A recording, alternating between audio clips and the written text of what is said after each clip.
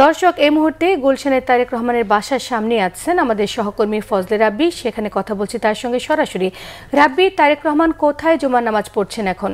জি সোমা, ধন্যবাদ। আপনি দেখতে পাচ্ছেন ঠিক আইন শৃঙ্খলা বাহিনী এবং নেতাকর্মীরা সবাই কিন্তু আসলে প্রস্তুত। ঠিক আমি এখন দাঁড়িয়ে আছি গুলশান এভিনিউ 196 নম্বর বাসাটি। এই বাসাটি থেকেই কিন্তু আসলে একটু পরেই বের হবেন বিএনপির ভারপ্রাপ্ত রহমান তারেক রহমান।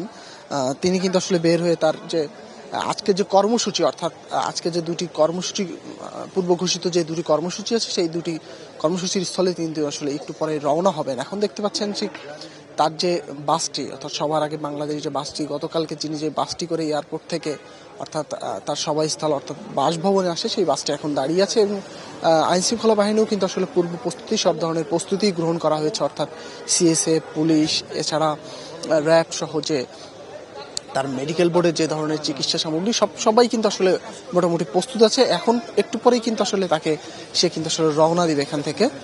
এবং তার নেতাকর্মীরাও কিন্তু আসলে প্রস্তুত আছে। এখন ঠিক একটু পরেই কিন্তু আসলে আমরা গণমাধ্যম কর্মীরাও দাঁড়িয়ে আছি, ঠিক একটু পরেই কিন্তু আসলে সে আসলে এখান থেকে রওনা দিবে।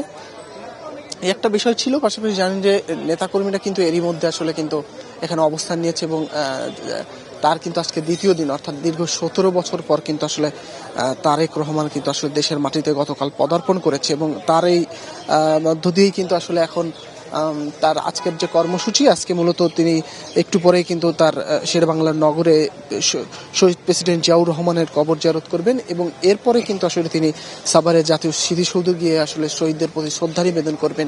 এই দুটি কর্মসূচি ঘিরে কিন্তু আসলে আজকের সকাল থেকেই আসলে আইন শৃঙ্খলা বাহিনীর নেতাকর্মীরা এই গুলশান এভিনিউ 196 নম্বর এই বাসাটিতে অবস্থান করছে। এবং সবাই কিন্তু মোটামুটি প্রস্তুত আছে। এখন ঠিক একটু পরেই কিন্তু আসলে রওনা হবে।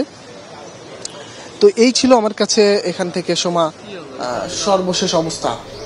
রাব্বি, আপনাকে অসংখ্য ধন্যবাদ। দর্শক, রাব্বি আমাদের জানাচ্ছিলেন তারেক রহমানের আজকের দিনের কর্মসূচি সম্পর্কে।